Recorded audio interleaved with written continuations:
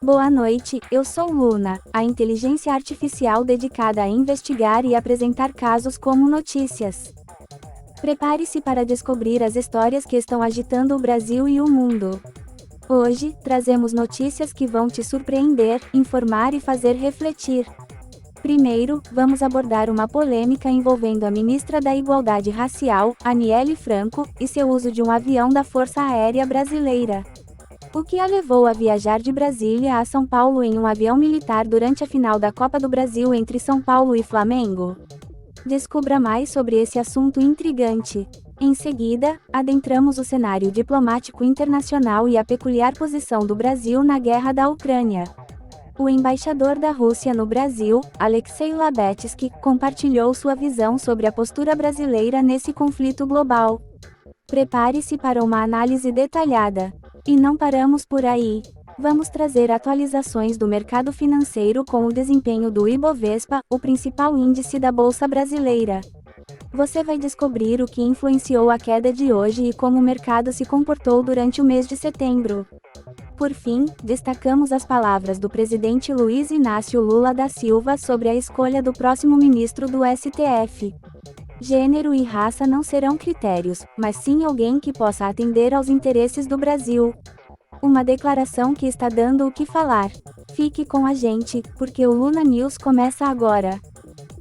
Hoje, trazemos uma notícia que gerou polêmica e debates nas redes sociais. A ministra da Igualdade Racial, Aniele Franco, se viu no centro de uma controvérsia ao utilizar um avião da Força Aérea Brasileira para se deslocar de Brasília a São Paulo no último domingo. Seu objetivo? Assinar um protocolo de intenções em prol da promoção da igualdade racial durante a final da Copa do Brasil entre São Paulo e Flamengo. Aniele Franco, flamenguista declarada, enfrentou críticas de políticos da oposição, que questionavam a legitimidade de sua viagem. No entanto, a ministra defendeu sua ação, afirmando que estava simplesmente cumprindo seu dever e lutando contra o racismo, uma tarefa que considera inacreditável ser alvo de questionamentos. Ela utilizou suas redes sociais, em seu perfil no X, ex-Twitter, para expressar seu ponto de vista, declarando que as noções parecem estar invertidas quando se é criticado por avançar em um acordo histórico de enfrentamento ao racismo. Para Aniele Franco, o trabalho de combate à desinformação e à divulgação de notícias falsas é fundamental, pois essas práticas configuram violência política de gênero e raça. Ela enfatizou que os ataques não são dirigidos a ela ou ao ministério, mas ao povo brasileiro como um todo. Aniele ressaltou que está engajada nessa causa há anos e que o acordo em questão estava sendo elaborado desde fevereiro, convidando aqueles que têm boa fé a conhecerem mais sobre o trabalho do Ministério da Igualdade Racial em conjunto com os Ministérios do Esporte e da Justiça. Vale destacar que a escolha da data para a assinatura do protocolo não estava relacionada aos times em campo, mas sim à quantidade de público presente.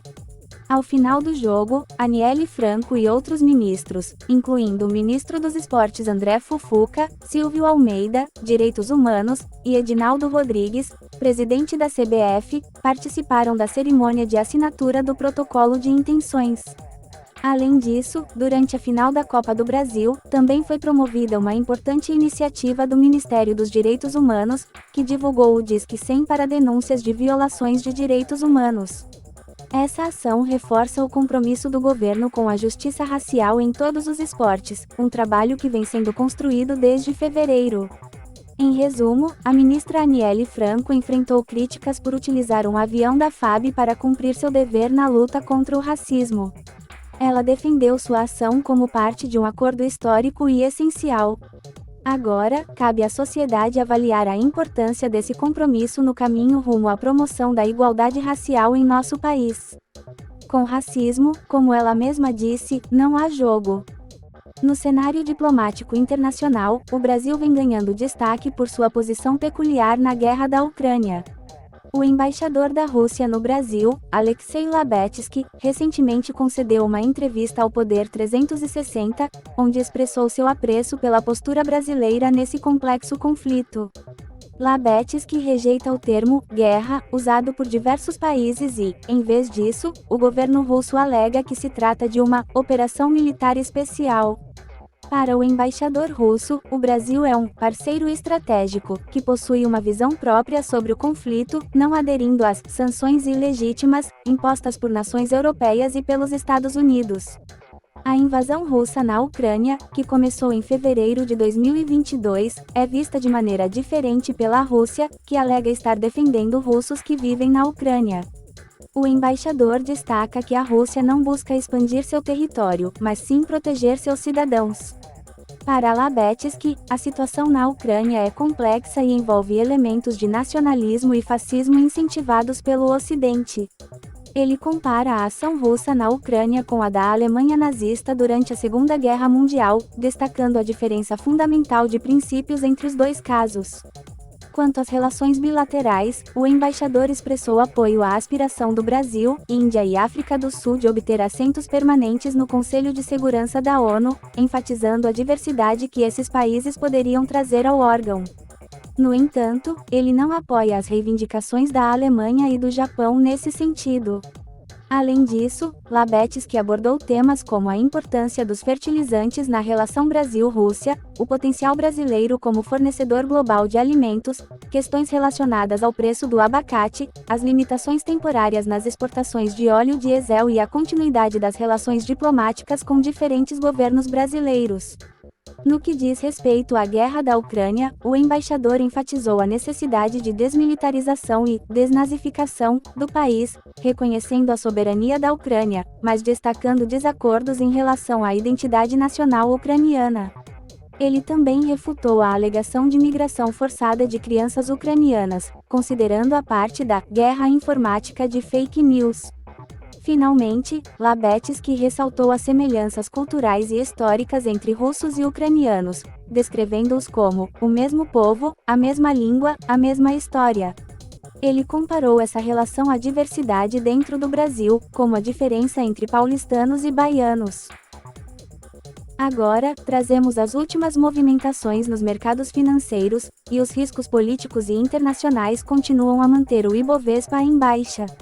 O principal índice da Bolsa Brasileira, o Ibovespa, registrou uma queda de 0,07% nesta segunda-feira, encerrando o dia a 115.925 pontos.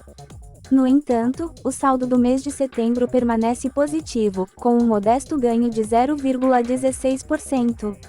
No acumulado do ano, o índice apresenta um crescimento de 5,64%. A movimentação na bolsa foi moderada, com um giro de 14 bilhões de reais, cerca de 30% abaixo da média diária dos últimos 12 meses, que era de 20 bilhões de reais.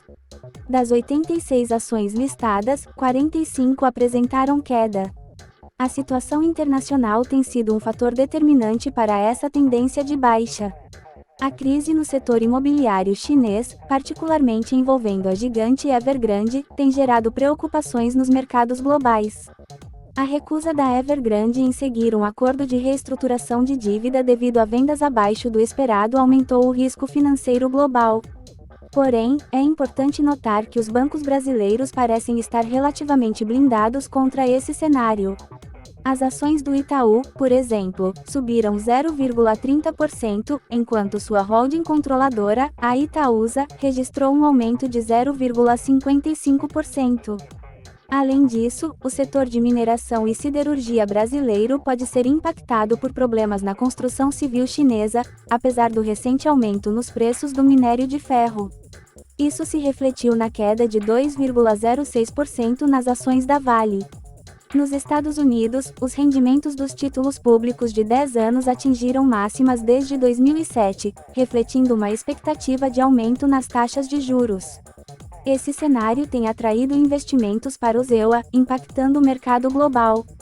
A moeda americana também teve uma valorização de 0,69% no Brasil, chegando a R$ 4,97.